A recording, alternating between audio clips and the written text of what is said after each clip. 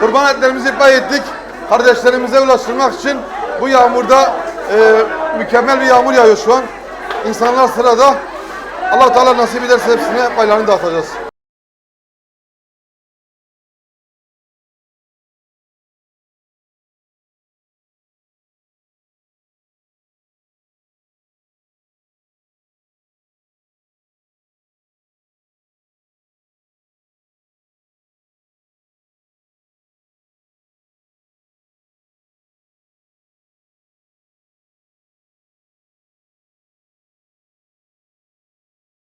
Selamun Aleyküm.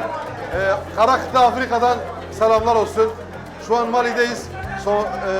Mali'de dağıtım yapmak üzere geldik. Mükemmel bir yağmur yağdı. Yağmurdan dolayı izdiham fazladır.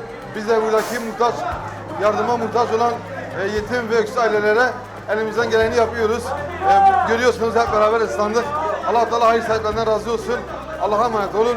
Esselamu Aleyküm ve Rahmetullahi ve Berekatuhu.